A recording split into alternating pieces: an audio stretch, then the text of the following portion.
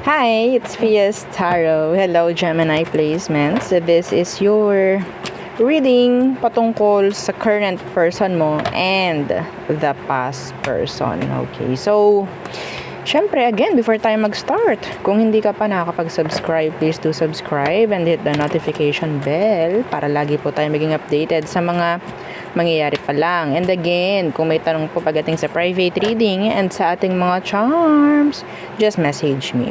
Okay? So, ganun lang.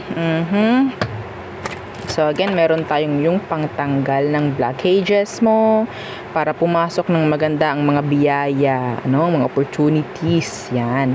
Lalo na kung gagamit ka nitong ating 2-in-1 Love and Money Bracelet and nitong ating grantor. So, si grantor, ikaw yung gagawa ng gusto mo. Okay? And siya yung mag-grant sa'yo. Okay? Like, ikaw yung magmamanifest, siya yung mag-grant nung minamanifest mo. Kahit wag lang masama. Please! Ha? And syempre, ito yung ating for love and money. Kung ano yung para sa'yo, yun ang ibibigay nito. Pwede sa singles. Yes, pwede po sa singles. Pwede pong gamitin sa business. Yan, ito yung ating 2-in-1. Kaya nga love and money. Okay, and syempre, meron po tayong mga protection from evil eye. We do have ring. Meron tayong necklace. Okay, lahat po yan ay tawag dyan, unisex. Okay, and meron din tayong mga bracelets. Yes, and for cleansing and charging, recharging your charms and crystals kung meron man, meron din po tayo niyan. Okay, so yeah, kung may tanong po, message na lang. Wag po sa comment section para hindi kayo ma-replyan ng mga hindi ko rin naman kilala. Okay, so yeah, let's start. Gemini, the current person. Anong kailangan mong malaman this November? Your current person, who is this? Anong meron sa kanya, Gemini, para malaman mong siya ito? Okay, the Tower in reverse could be a Scorpio. Okay, Scorpio. So, the Tower in reverse, ito yung taong parang ang hirap i-avoid. Okay, ang hirap alisan, ang hirap ayawan. Yeah, the Knight. Oh, some of them, they're good in bed. They're good in bed. Okay? So, diba, meron pa akong paganto dito. Ano to? Anyway, so, let's see, anong kailangan mong malaman? Anong kailangan mong malaman sa kanya? Gemini, anong kailangan mong malaman sa kanya? Gemini placements. Anong kailangan mong malaman sa kanya? Okay.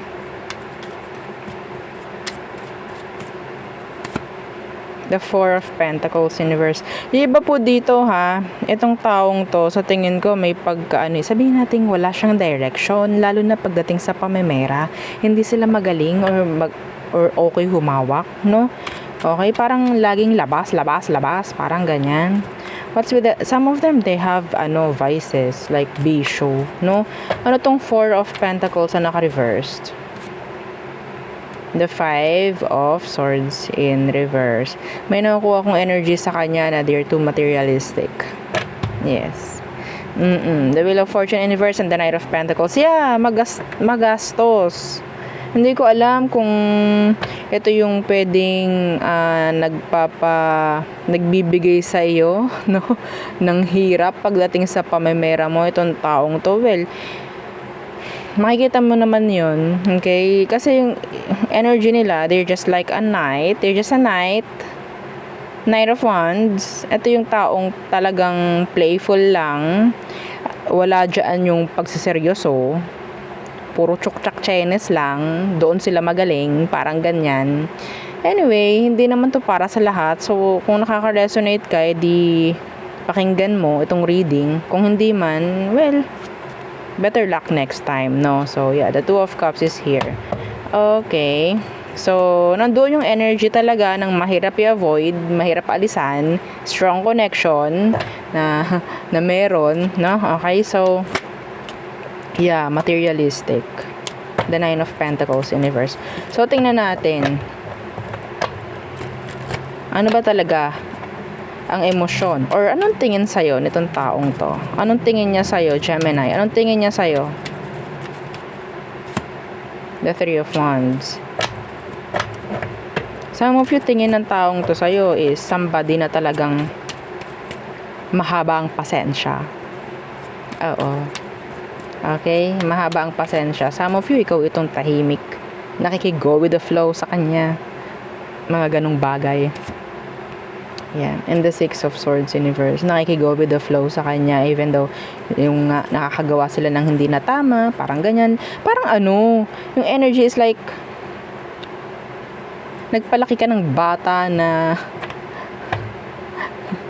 suwailay. Parang ganon. Okay? Kaya ikaw tuloy yung sinusuwag. Ay, sorry naman. Pero kailangan ko sabihin. Ikaw tuloy na mo problema. I'm not blaming you, pero ganun yung nakikita ko sa person mo. Okay? Yan, na-spoiled mo yung person mo. Sa totoo lang, na-spoiled mo siya. Spoiled. Okay.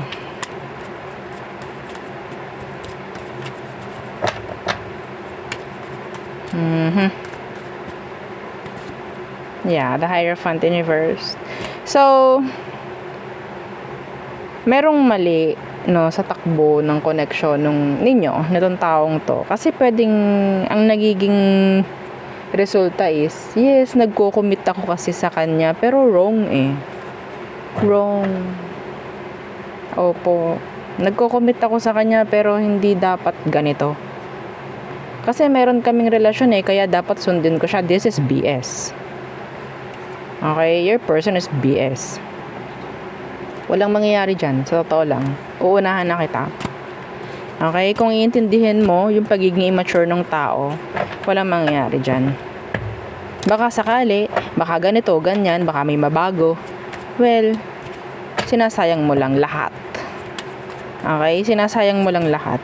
Patagal ng patagal, yung ganyang sitwasyon ninyo, kasi nagbabaka sakali ka, na umayos, intindihin ka na this time, pero hindi mangyayari yun.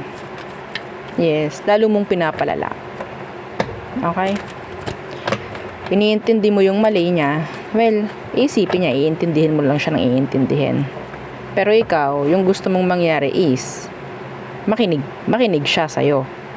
Okay? Pero hindi yung mangyayari. Maniwala ka na. Okay? So, doon na tayo sa past person. Okay? Your past person, Gemini. Your past person. Who is this? Past person ng mga Gemini.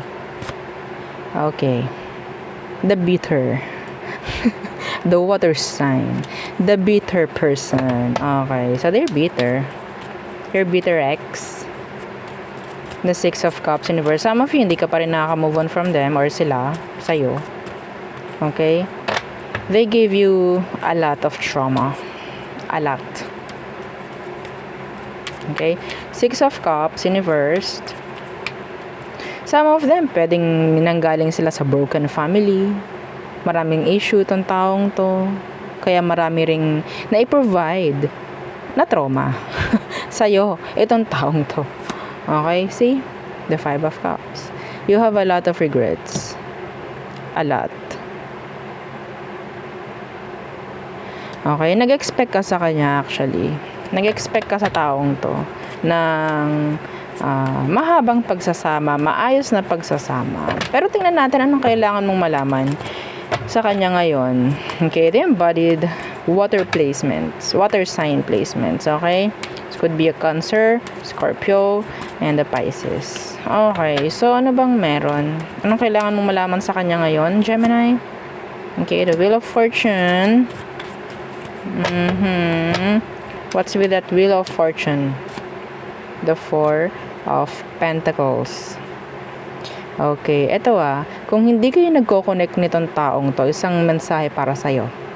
Talagang ginagard na lang ni universe na itong taong ito is bumalik sa'yo.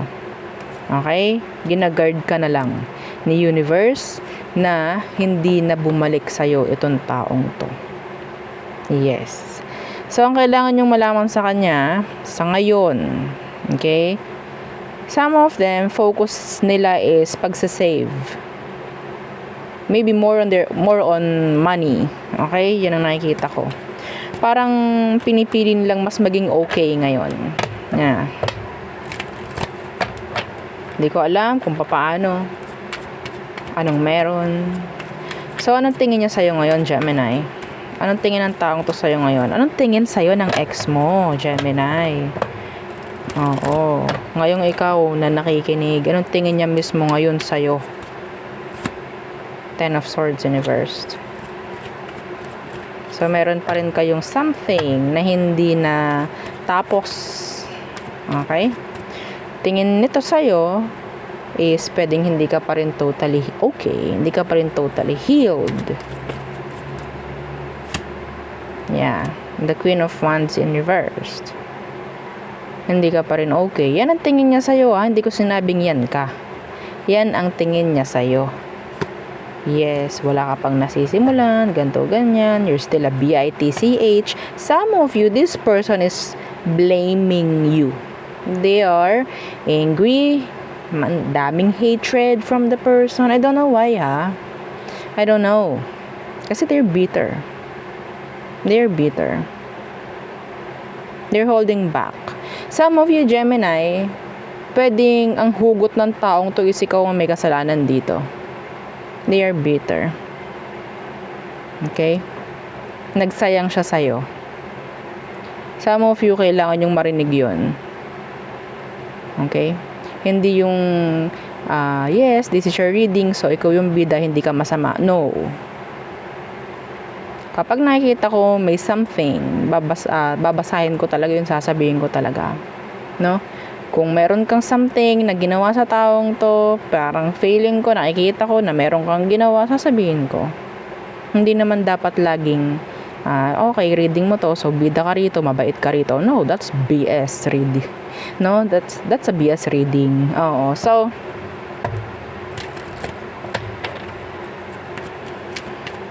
okay. How do you find this person, or how do you see this person ngayon? Anong tingin mo sa kanya ngayon, Gemini? Two of Wands in reverse. Still open for you.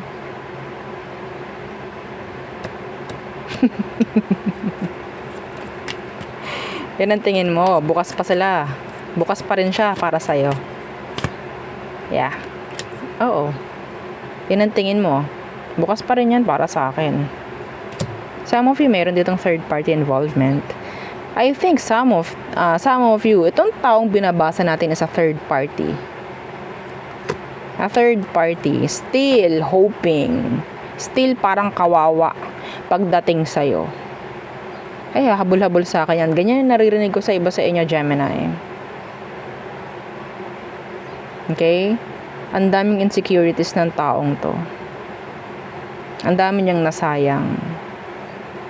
Nakakakuha talaga ako na ikaw, Gemini, yung may something na ginawa sa kanya. Now they're holding back. Focusing on their money or kung ano man yung importante. Mas importante sa'yo. Pero nandun pa rin yung hatred.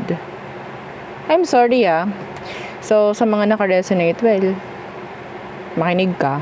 No? Sa mga hindi naka-resonate, meron pa naman tayo ibang reading. Okay? So, para tong nagsusumbong, kung sino man tong person mo, Gemini, feeling niya, nilaro mo siya.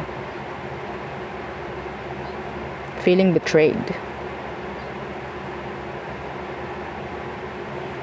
Anyway. So, yun ang kailangan yung malaman. So, let's see. All signs are through Pisces. Okay, Gemini placements. Aries through Pisces. Okay, Aries, they're dropping you. Taurus, they're silent, quiet, sad. They have a lot of secrets. Nakatago si Taurus. Gemini, okay, physically attracted. So, Cancer, there could be a third party involved. Some of them, they're healing. focusing on healing. Leo, there's a waste of time. Time waster, no? Virgo can't avoid you. Libra, they don't need you. Scorpio, they're like stalking you. They want to message you. They want to reach out. Hindi imposible na itong si Scorpio is mag-reach out sa'yo. So, Sagittarius, andun yung energy ng nagbi-build sila ng healthy boundaries from you. Capricorn, they're dropping you. Aquarius, andoon yung energy ng shift, no? Pero, yeah, death in reversed. Andun pa rin yung energy na parang hindi pa rin tapos, actually. So, Pisces, they want something new pagdating sa energy. Okay?